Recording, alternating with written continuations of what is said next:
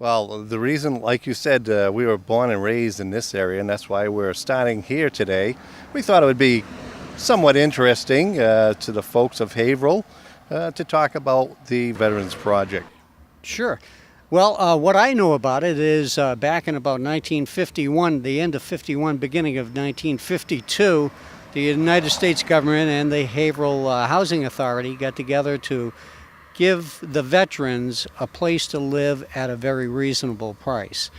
They were rented, and at the time we moved in about February of 1952, one of the very first families to move in 52. Right. And ever since then, I'm not sure right now, but I believe it's still veteran maintained. Right. Now, I've noticed that there are some changes. Like, for instance, when we were living here, there was a hill in back of where we lived, and it was really nice. But now there's all houses there. I know it. It's good in a way to have housing for people from the area that need it. That's obvious, but also it was just a playground for all the kids that lived here in the Veterans Project back in the 50s and the 60s and early 70s. Right. And to see this is really quite a change to us, and we have a lot of memories to go along with it. That's right. Like, for instance, can you think of any? Sure. One was a plane crash back in, I think it was the mid-1950s. An Air Force jet crashed right on top of the hill here, just behind us a little ways. And the pilot's name was McLaughlin at the time. I'm not even sure if he even survived that crash.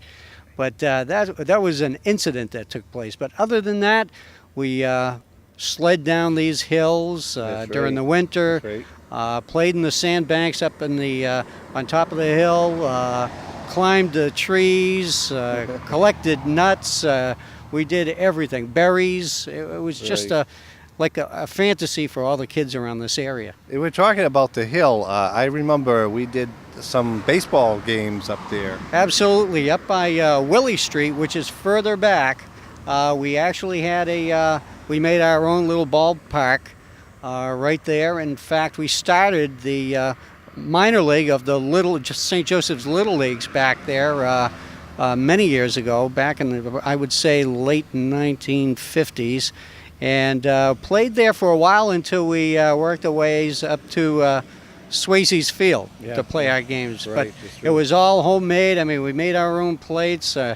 We measured everything out. And the parents did such a great job of getting the kids to enjoy the outside sports that we could around the area. If Cashman's Field was being used, we now had our own little ball field right up the street. That's right. And now our dad ended up being manager of one of the leagues. He certainly did.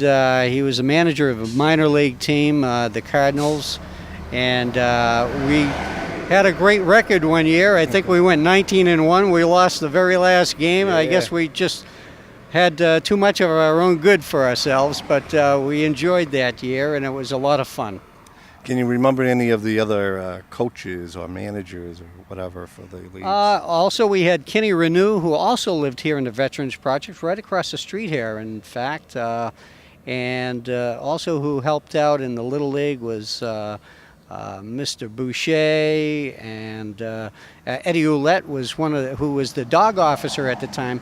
He helped run the league, and he was quite a gentleman and a wonderful guy with kids. And I'll tell you, without someone like him, I'll tell you, kids would have been lost around this area and in Haverhill. That's right. And we had a lot of yardage, too. We used to play half ball and a couple of other things, but you might want to explain what half ball is. Certainly. The thing with this area was we at least had a little bit of land to work with. A lot of rental properties all over the United States. You don't get much land. We had a nice little strip of land right next to the house where we actually made our own miniature golf course. We used plastic cups. We dug holes in the ground. Luckily enough, nobody really said too much about it. And we made up all kinds of inventive holes, and I think we charged the kids 5 cents a piece to play golf, and we had a blast. Also, we played croquet out there, tennis, badminton. We played baseball, half-ball, which you mentioned, which is actually a sport that came, I believe, from the New York area. And we had a couple of neighbors that were originally from New York, came up here and taught us how to play half-ball. And half-ball is you use a broomstick, without the broom, obviously, and you take a hollow rubber ball, cut it in half, and you sling it like you would a rock across the water. And it made all kinds of moves, and you had to try to hit it. And we had just enough yardage to enjoy a game like that in the area. As a matter of fact, not in half-ball, but in regular baseball, sometimes there was an insurance situation here. Yes, we each year for a while we had a father and son softball game, and we normally played it down in Cashman's Field when we found the time and found it vacant. But one year we couldn't play there, so we took a chance, and we played right outside our house. Well, the fathers are a little stronger than the sons, and one of the fathers, and I won't mention his name, but he'll know who he is, had hit the ball line drive in the air, and I was working the outfield at the time, and I went chasing the ball as it was in the air and crashed right into one of these. In fact, it was right in the middle here, picture window in the backyard, and I turn around and everybody's gone, and I'm the only one out there hunting for the ball, and scared the heck out of me, and I just went and running. Right. You know, there's another thing. First of all, the architecture of the buildings was something else, something you don't see nowadays. Now, I don't want to pick on any one house, but you notice, like in this one here, they have like posters or whatever, posts. And I remember where we lived, it was sort of like a tic-tac-toe type of, and we used to sit in there and watch like fireworks or whatever from there, and absolutely, whatever was going on. It was just like a tic-tac-toe structure planted right here where these pedestals are on top, and we used to just, as small children especially, used to just crawl right up on top of them. And in fact, I think we even have pictures of all of the three boys together in each little square. And we used to watch just everything that went on around the area. It was just, on a nice evening and a nice day like today, and that's what we would do and spend a little bit of time just relaxing. Do you remember any of the vendors that came by, which I think would be of interest to a lot of people? Yes, some of the vendors that used to come by used to be Howard Johnson's used to have a truck, Sunny Boy, ice creams, and also people like Cushman's Bakery, Fuller Brushman used to go from door to door. Also insurance companies, Prudential at the time, John Hancock, and I think there were a few other insurance companies that the salesmen went door to door to sell insurance to these people that lived here. Also, we had one of the first library bookmobiles that come by this area here, and that was really, that was a great idea. That was a wonderful idea, and I'm glad, I believe that it's still in force in certain areas.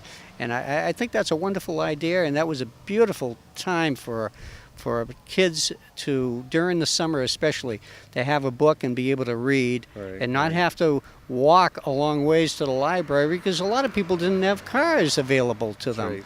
Or their parents were at work with the car, and so they did a lot of walking as it was, but the library was way over on the other side of town. And so a bookmobile was just a perfect idea, and it came along at the right time. As a matter of fact, I remember they also had a bus stop here, which was great for the city. Did. I don't know if they still do now, but that was a great asset too. Also the milkmen. I mean, we have to remember the milkmen who